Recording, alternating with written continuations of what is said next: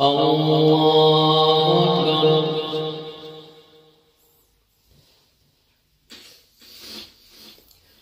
الحمد لله رب العالمين الرحمن الرحيم مالك يوم الدين إياك نعبد وإياك نستعين اهدنا الصراط المستقيم صراط الذين أنعمت عليهم غير المغضوب عليهم ولا الضالين آمين. قال ألم أقل لك إنك لن تستطيع معي صبرا قال لن سألتك عن شيء بعدها فلا تصاحبني قد بلغت من لدني عذرا فانطلقا حتى إذا أتيا أهل قرية استطعما أهلها فأبوا أن يضيفوهما فوجدا فيها جدارا يريد أن ينقض فأقامه قال لو شئت لاتخذت عليه أجرا قال هذا فراق بيني وبينك سأنبئك بتأويل ما لم تستطع عليه صبرا أما السفينة فكانت لمساكين يعملون في البحر فأردت أن أعيبها وكان وراءهم ملك يأخذ كل سفينة غصبا وأما الغلام فكان أبواه مؤمنين فخشينا أن يرهقهما طغيانا وكفرا فأردنا أن يبدلهما ربهما خيرا منه زكاة وأقرب رحما وأما الجدار فكان لغلامين يتيمين في المدينة وكان تحته كنز لهما وكان أبوهما صالحا فأراد ربك أن يبلغا أشدهما ويستخرجا كنزهما رحمة من ربك وما فعلته عن أمري ذلك تأويل ما لم تستطع عليه صبرا ويسألونك عن ذي القرنين قل سأتلو عليكم منه ذكرا إنا مكنا له في الأرض وآتيناه من كل شيء سببا فأتبع سببا حتى إذا بلغ مغرب الشمس وجدها تغرب في عين حمية ووجد عندها قوما قلنا يا ذا القرنين إما أن تعذب وإما أن تتخذ فيهم حسنا قال أما من ظلم فسوف نعذبه ثم يرد إلى ربه فيعذبه عذابا نكرا وأما من آمن وعمل صالحا فله جزاء الحسنى وسنقول له من أمرنا يسرا ثم أتبع سببا حتى إذا بلغ مطلع الشمس وجدها تغرب على قوم لم نجعل لهم من دونها سترا كذلك فقد أحطنا بما لديه خبرا ثم أتبع سببا حتى إذا بلغ بين السدين وجد من دونهما قوما لا يكادون يفقهون قولا قالوا يا ذا القرنين إن يأجوج ومأجوج مفسدون في الأرض فهل نجعل لك خرجا على أن تجعل بيننا وبينهم سدا قال ما مكنني فيه ربي خير فأعينوني بقوة أجعل بينكم وبينهم ردما آتوني زبر الحديد حتى إذا ساوى بين الصدفين قال انفخوا حتى إذا جعله نارا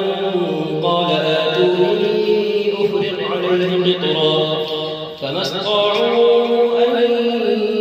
يظهروه وما استطاعوا له نقبا الله أكبر. الحمد لله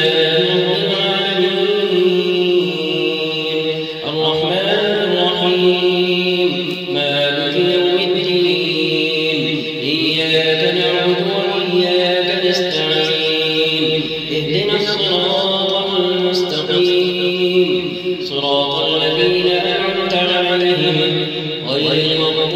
عليهم ولا الضالين آمين. فما استطاعوا أن يظهروه وما استطاعوا له نقبا. قال هذا رحمة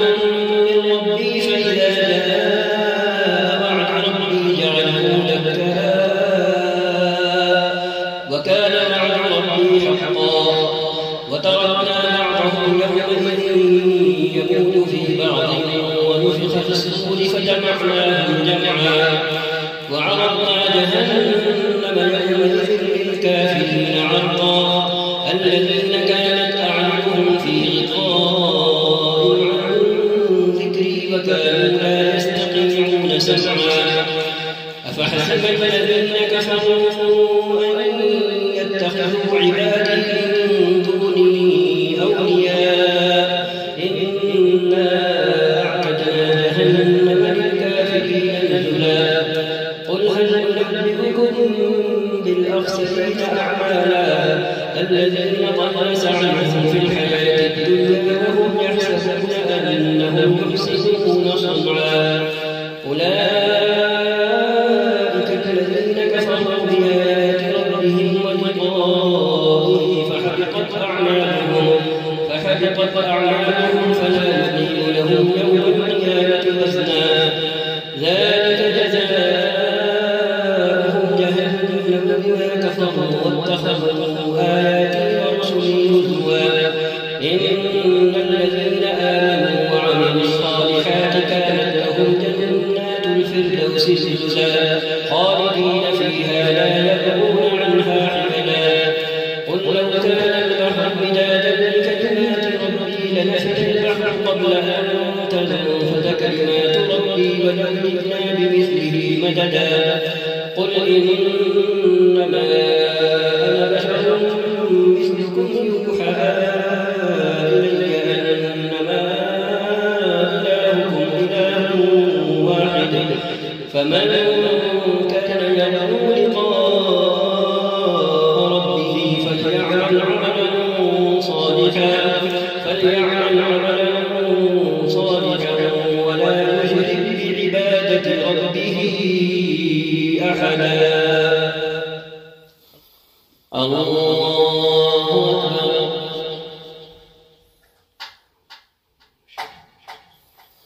الحمد لله رب العالمين الرحمن الرحيم مالك يوم الدين إياك نعبد وإياك نستعين اهدنا الصراط المستقيم صراط الذين أنعمت عليهم غير المغضوب عليهم ولا الضالين آمين.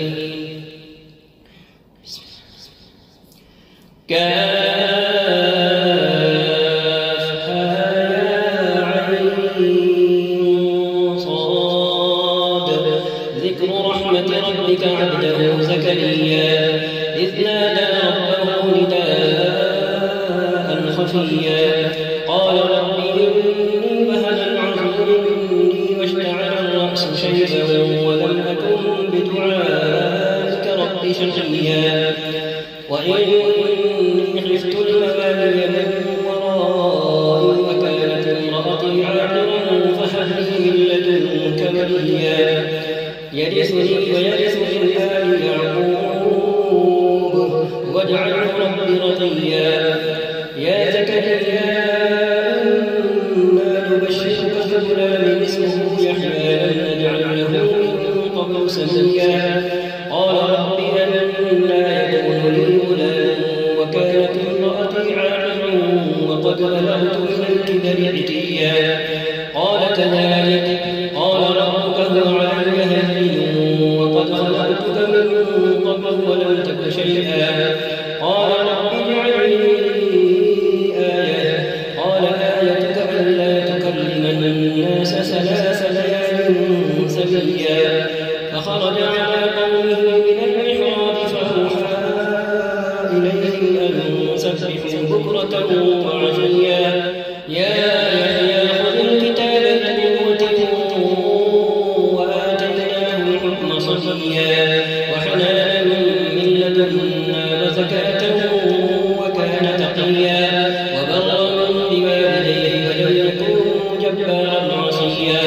وسلام عليه يوم ولد ويوم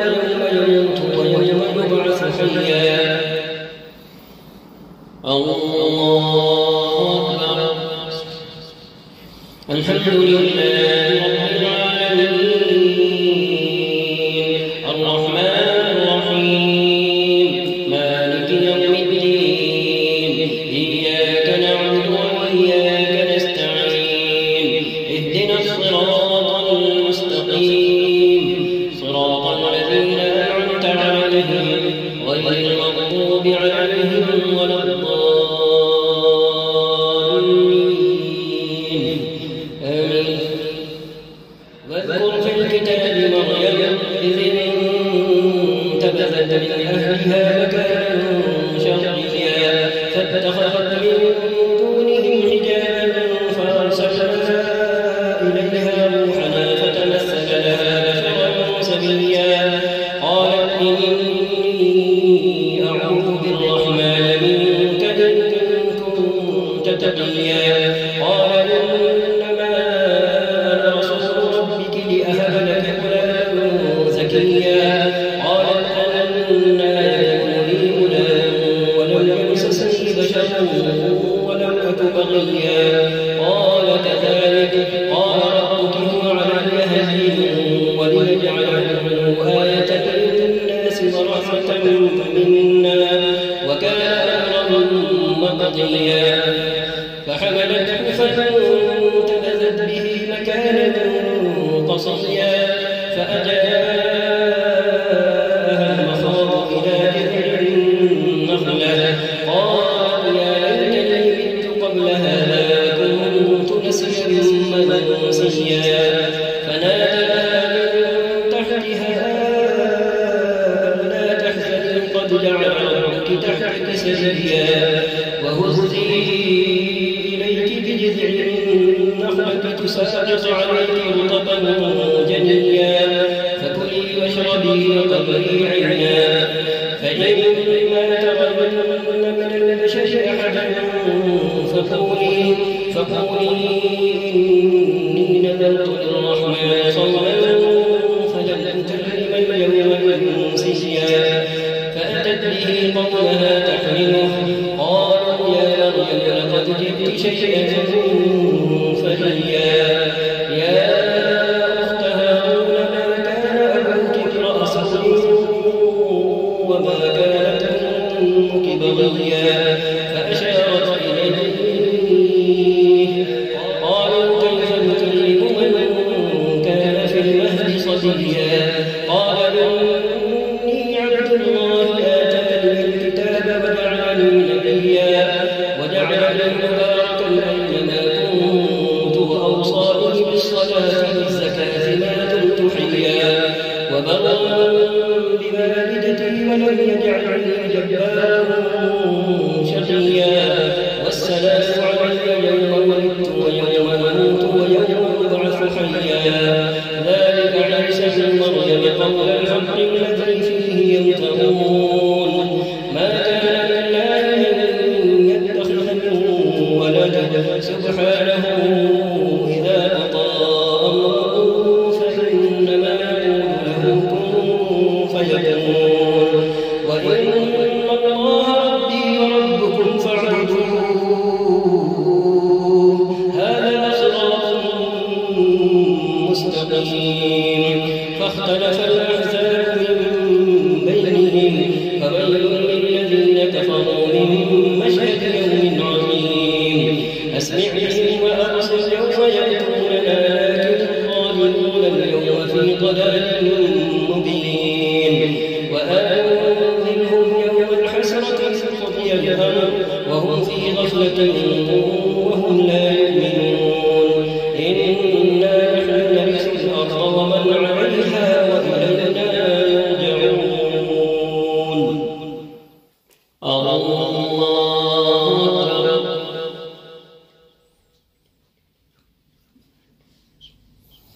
الحمد لله رب العالمين الرحمن الرحيم مالك يوم الدين إياك نعبد وإياك نستعين اهدنا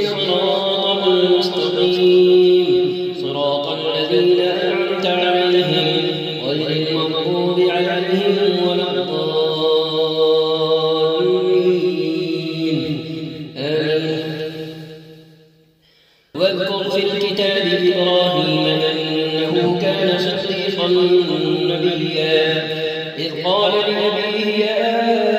أبت لم تعبد ما لا يسمع ولا يبصر ولا يغني عنك شيئا يا أبت إني قد جاءني من العلم ما لم يأتك فاتبعني أهدك صراطا سويا يا أبت لا تعبد الشيطان إن الشيطان كان للرحمن عصيا يا أبت إني يخاف أن يمسك عذاب من الرحمن فتكون للشيطان وليا قال أراغب أنت عن آلهتي يا إبراهيم لئن لم تنته لأرجمنك فاهجرني مليا قال سلام عليك سأستغفر لك ربي إنه كان بي حفيا وأعتزلكم وما تدعون من دون الله وأدعو ربي عسى ألا أكون بدعاء ربي شقيا فلما اعتزلهم وما يعبدون من دون الله وهبنا له إسحاق ويعقوب وكلا جعلنا نبيا ووهبنا لهم من رحمتنا وجعلنا لهم لسان صدق عليا واذكر في الكتاب موسى إنه كان مخلصا وكان رسولا نبيا وناديناه من جانب الطور الأيمن وقربناه نجيا ووهبنا له من رحمتنا أخاه هارون نبيا واذكر في الكتاب إسماعيل إنه كان صادق الوعد وكان رسولا نبيا وكان يأمر أهله بالصلاة والزكاة وكان عند ربه مرضيا واذكر في الكتاب إدريس إنه كان صديقا نبيا ورفعناه مكانا عليا أولئك الذين أنعم الله عليهم من النبيين من ذرية آدم وممن حملنا مع نوح ومن ذرية إبراهيم وإسرائيل وممن هدينا واجتبينا إذا تتلى عليهم آيات الرحمن خروا سجدا وبكيا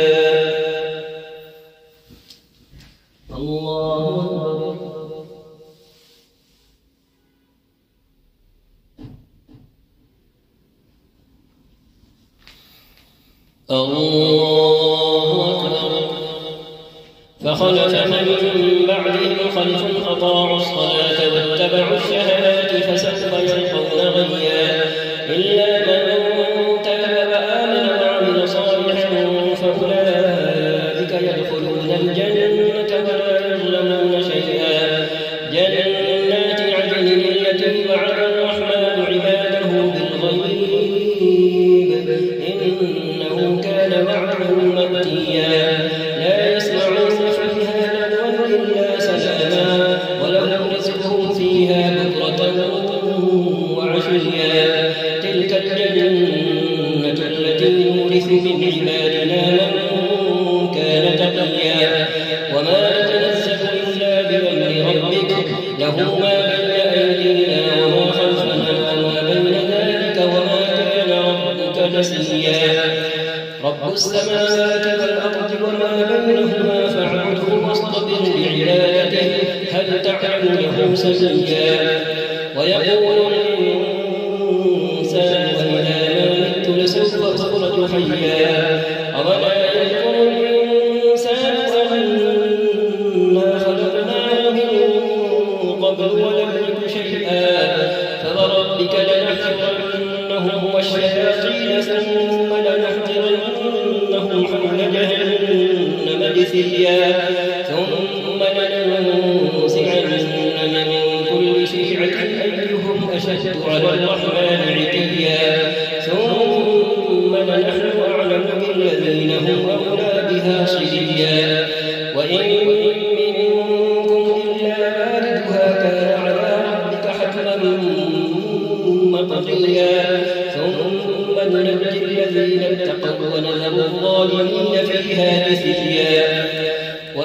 تتلى عليهم آياتنا بينات قال الذين كفروا للذين آمنوا أي الفريقين خير مقاما وأحسن نديا وكم أهلكنا قبلهم من قرن هم أحسن أثاثا ورئيا قل من كان في الضلالة فليمدد له الرحمن مدا حتى إذا رأوا ما يوعدون إما العذاب وإما الساعة فسيعلمون من هو شر مكانا وأضعف جندا. الله أكبر. الحمد لله رب العالمين الرحمن الرحيم مالك يوم الدين إياك نعبد وإياك نستعين اهدنا الصراط المستقيم صراط الذين أنعمت عليهم غير المغضوب عليهم ولا الضالين آمين. ويزيد الله الذين اهتدوا هدى والباقيات الصالحات خير عند ربك ثوابا وخير مردا. أفرأيت الذي كفر بآياتنا قال لأوتين مالا وولدا أطلع الغيب أم اتخذ عند الرحمن عهدا كلا سنكتب ما يقول ونمد له من العذاب مدا ونرثه ما يقول ويأتينا فردا. واتخذوا من دون الله آلهة ليكونوا لهم عزا كلا سيكفرون بعبادتهم ويكونون عليهم ضدا. ألم تر أنا أرسلنا الشياطين على الكافرين تمسهم أزا فلا تعجل عليهم إنما نعد لهم عدا يوم نحشر المتقين إلى الرحمن وفدا ونسوق المجرمين إلى جهنم بردا لا يملكون الشفاعة إلا من اتخذ عند الرحمن عهدا وقالوا اتخذ الرحمن ولدا لقد جئتم شيئا إدا تكاد السماوات يتفطرن منه وتنشق الأرض وتخر الجبال هدا أن دعوا للرحمن ولدا وما ينبغي للرحمن أن يتخذ ولدا إن كل من في السماوات والأرض إلا آتي الرحمن عبدا لقد أحصاهم وعدهم عدا وكلهم آتيه يوم القيامة فردا. إن الذين آمنوا وعملوا الصالحات سيجعل لهم الرحمن ودا فإنما يسرناه بلسانك لتبشر به المتقين وتنذر به قوما لدا وكم أهلكنا قبلهم من قرن هل تحس منهم من أحد أو تسمع لهم ركزا. الله أكبر.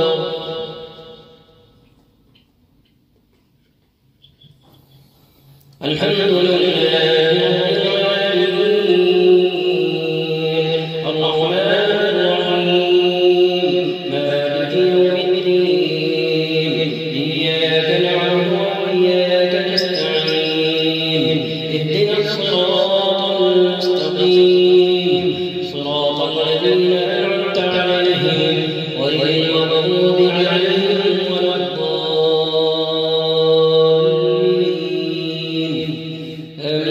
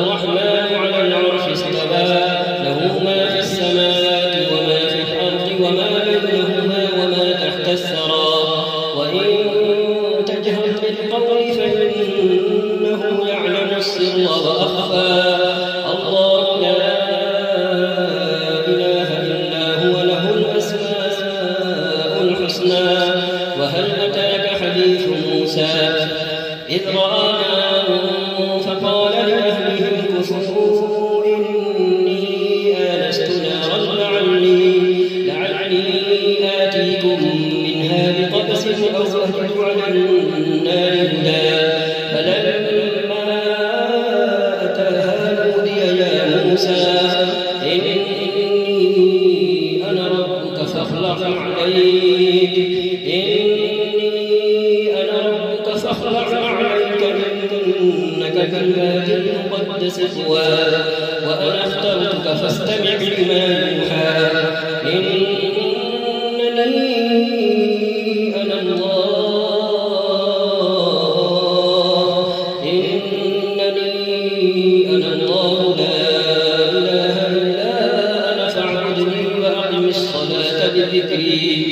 إن الساعة آتية أكاد أخفيها لتجزى كل نفس بما تسعى فلا يصدنك عنها من لا يؤمن بها واتبع هواه فتردى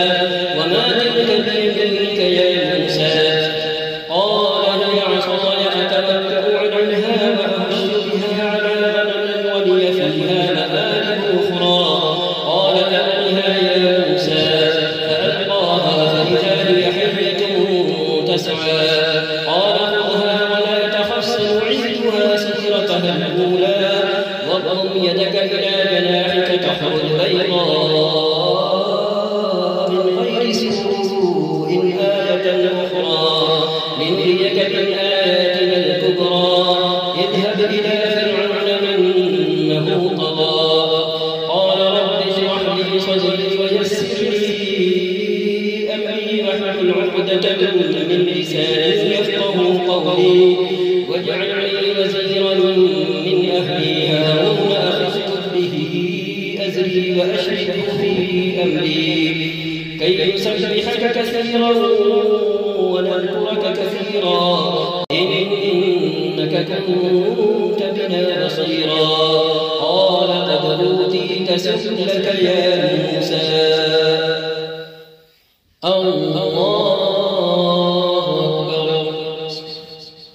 الحمد لله رب العالمين الرحمن الرحيم مالك يوم الدين إياك نعبد وإياك نستعين اهدنا الصراط المستقيم صراط الذين أنعمت عليهم غير المغضوب عليهم ولا الضالين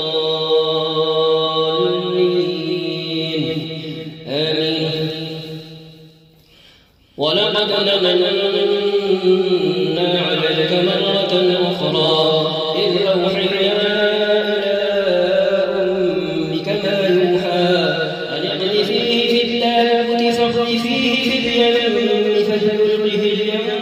بالساحل يأخذه عدو لي وعدو له وألقيت عليك محبة مني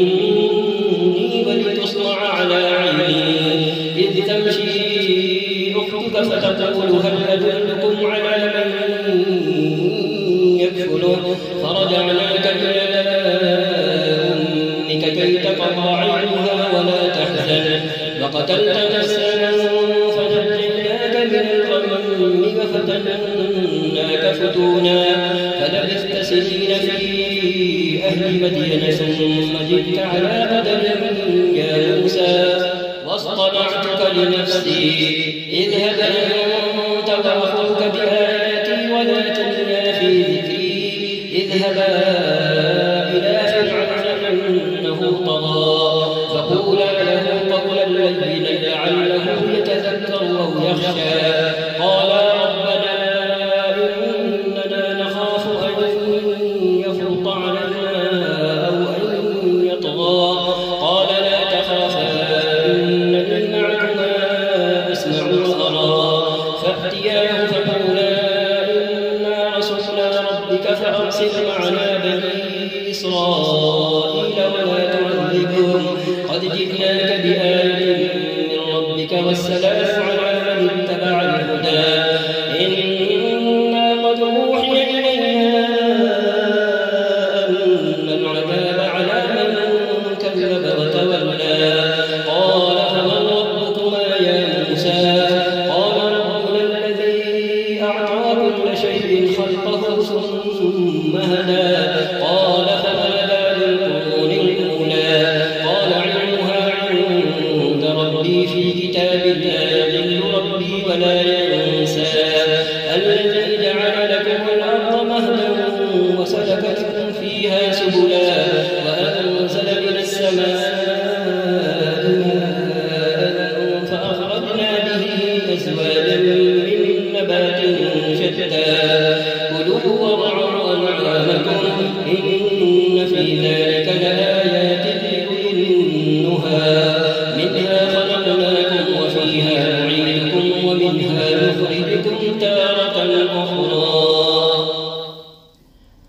الله أكبر. الحمد لله رب العالمين الرحمن الرحيم مالك يوم الدين إياك نعبد وإياك نستعين اهدنا الصراط المستقيم صراط الذين أنعمت عليهم غير المغضوب عليهم ولا الضالين آمين. ولقد أريناه آياتنا كلها فكذب وأبى قال أجئتنا لتخرجنا من أرضنا بسحرك يا موسى فلنأتينك بسحر مثله فاجعل بيننا وبينك موعدا لا نخلفه نحن ولا أنت مكانا سوى قال موعدكم يوم الزينة وأن يحشر الناس ضحى فتولى فرعون فجمع كيده ثم أتى قال لهم موسى ويلكم لا تفتروا على الله كذبا فيسحتكم بعذاب وقد خاب من افترى فتنازعوا أمرهم بينهم وأسروا النجوى قالوا إن هذان لساحران يريدان أن يخرجاكم من أرضكم بسحرهما ويذهبا بطريقتكم المثلى فأجمعوا كيدكم ثم أتوا صفا وقد أفلح اليوم من استعلى قالوا يا موسى إما أن تلقي وإما أن نكون أول من ألقى قال بل ألقوا فإذا حبالهم وعصيهم يخيل إليه من سحرهم أنها تسعى فأوجس في نفسه خيفة موسى قلنا لا تخف إنك أنت الأعلى وألق ما في يمينك تلقف ما صنعوا إنما صنعوا كيد ساحر ولا يفلح الساحر حيث أتى فألقي السحرة سجدا قالوا آمنا برب هارون وموسى قال آمنتم له قبل أن آذن لكم إنه لكبيركم الذي علمكم السحر فلأقطعن أيديكم وأرجلكم من خلاف ولأصلبنكم في جذوع النخل ولتعلمن أينا أشد عذابا وأبقى قالوا لن نؤثرك على ما جاءنا من البينات والذي فطرنا فاقض ما أنت قاض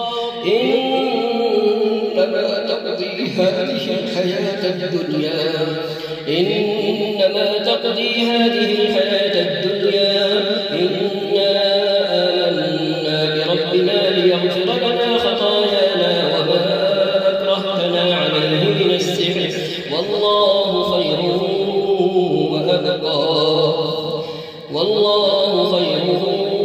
وأبقى إنه من يأت ربه مجرما فإن له جهنم لا يموت فيها ولا يحيا ومن يأته مؤمنا قد عمل الصالحات فأولئك لهم الدرجات العلى جنات عدن تجري من تحتها الأنهار خالدين فيها وذلك جزاء من تزكى الله أكبر. الحمد لله رب العالمين الرحمن الرحيم مالك يوم الدين إياك نعبد وإياك نستعين اهدنا الصراط المستقيم صراط الذين أنعمت عليهم غير المغضوب عليهم ولا الضالين آمين. ولقد أوحينا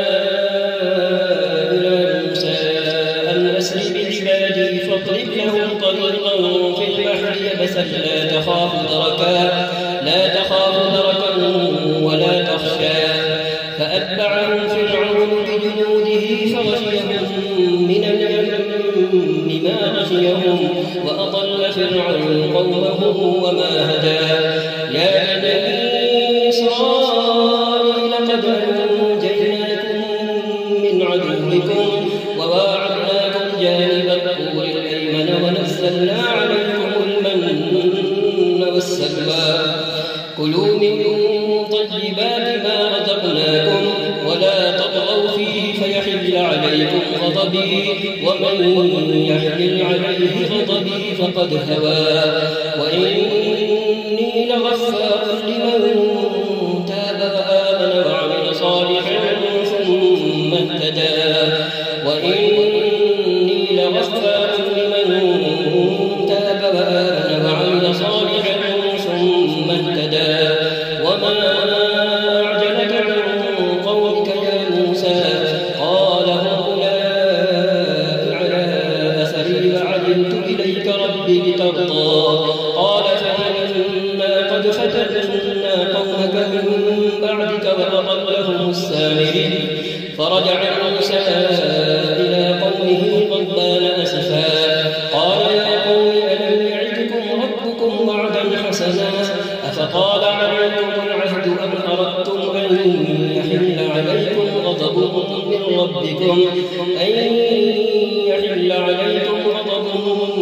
من ربكم فأخلفتم موعدي قالوا ما أخلفنا موعدك بملكنا ولكننا حملنا أوزارا من زينة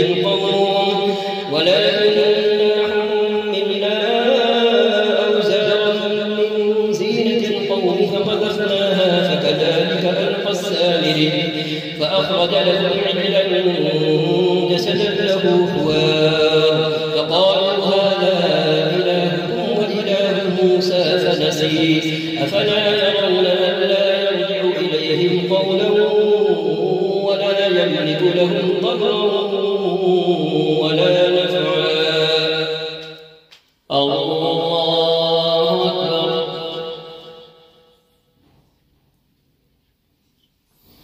الحمد لله رب العالمين الرحمن الرحيم مالك يوم الدين إياك نعبد وإياك نستعين اهدنا الصراط المستقيم صراط الذين أنعمت عليهم غير المغضوب عليهم ولا الضالين آمين ولقد قال لهم هارون من قبل يا قوم إنما فتنتم به وإن ربكم الرحمن فاتبعوني وأطيعوا أمري قالوا لن نبرح عليه عاكفين حتى يرجع إلينا موسى قال يا هارون ما منعك إذ رأيتهم ضلوا ألا تتبعني أفعصيت أمري قال يا أم لا تأخذ بلحيتي ولا برأسي إني خشيت أن تقول فرقت بين بني إسرائيل ولم ترقب قولي قال فما خطبك يا سامري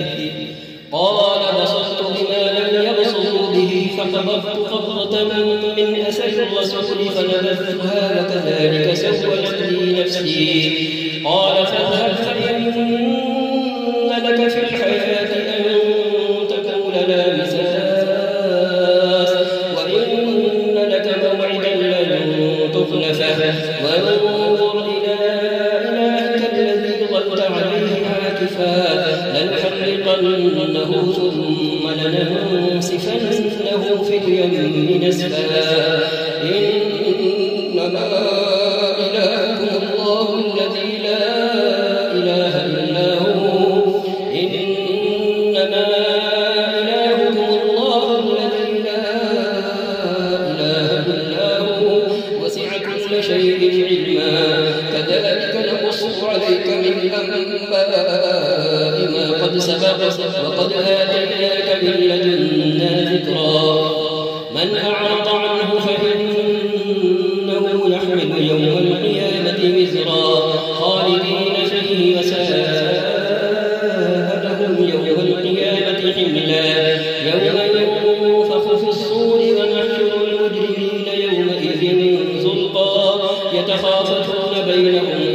لبثتم إلا عشرا نحن أعلم بما يقولون إذ يقول أمثلهم طريقة إن لبثتم إلا يوما ويسألونك عن الجبال فقل ينسفها ربي نسفا فيذرها قاعا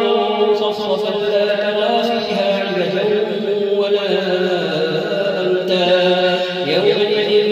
يتبعون الداعي لا عوج له وخشعت الأصوات للرحمن فلا تسمع إلا همسا يومئذ لا تنفع الشفاعة إلا من أذن له الرحمن ورضي له قولا يعلم ما بين أيديهم وما خلفهم ولا يحيطون به علما وعنت الوجوه للحي القيوم وقد خاب من حمل ظلما ومن يعمل من الصالحات وهو مؤمن فلا يخاف ظلما ولا هضما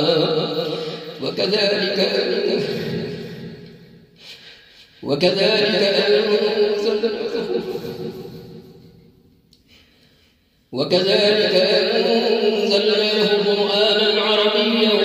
وصرفنا فيه من الوعيد لعلهم يتقون أو يحدث لهم ذكرا فتعالى الله الملك الحق ولا تعجل بالقرآن من قبل أن يقضى إليك وحيه وقل رب زدني علما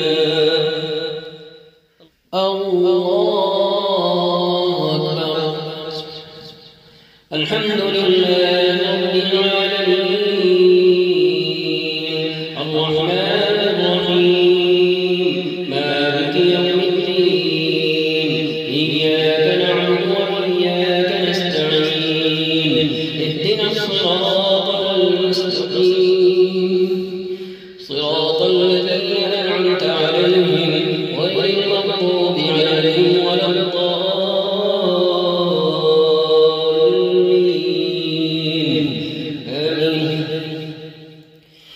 ولقد عهدنا إلى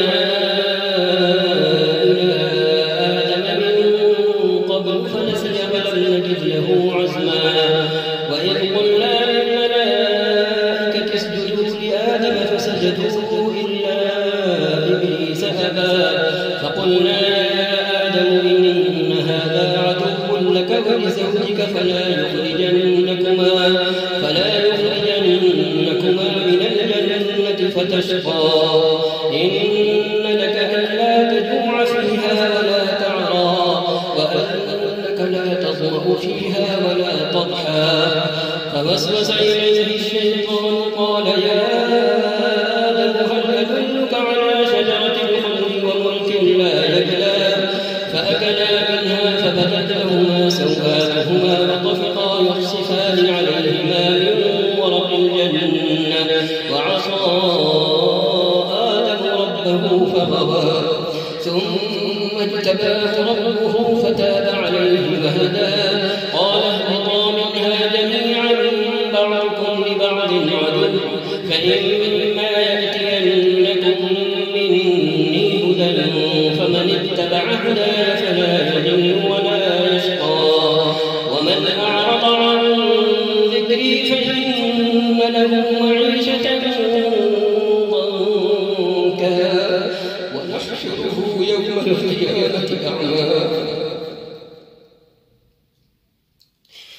ونحشره يوم القيامة أعمى قال رب لم حشرتني أعمى وقد كنت بصيرا قال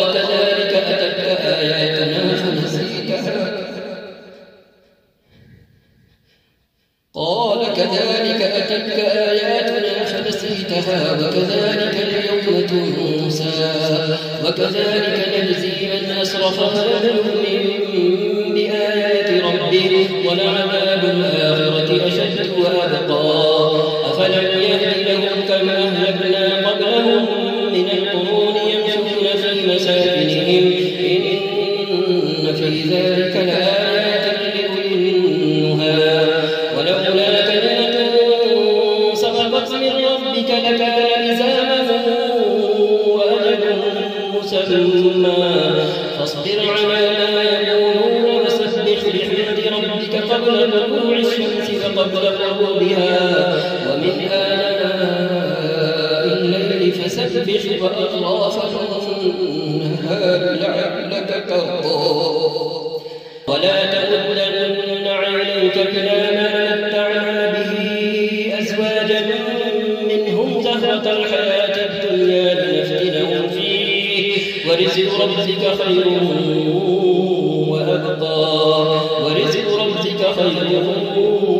وأبقى وأمر أهلك بالصلاة واصطبر عليها لا نسألك رزقا نحن نرزقك والعاقبة للتقوى وأمر أهلك بالصلاة واصطبر عليها لا نسألك رزقا نحن نرزقك والعاقبة للتقوى وقالوا ربنا يأتينا بآية من ربه أولم تأتهم بينة ما في الصحف الأولى ولو أنا أهلكناهم بعذاب من قبله لقالوا ربنا لولا أرسلت إلينا رسولا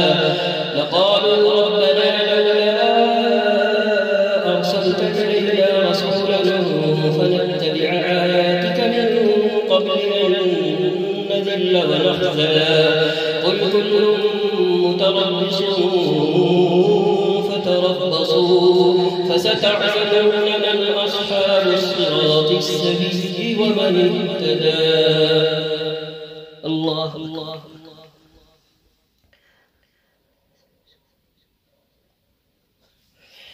سمع الله لمن حمده. الله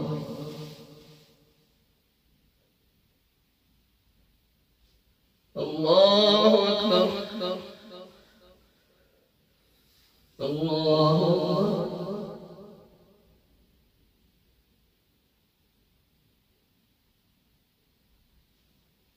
الله أكبر.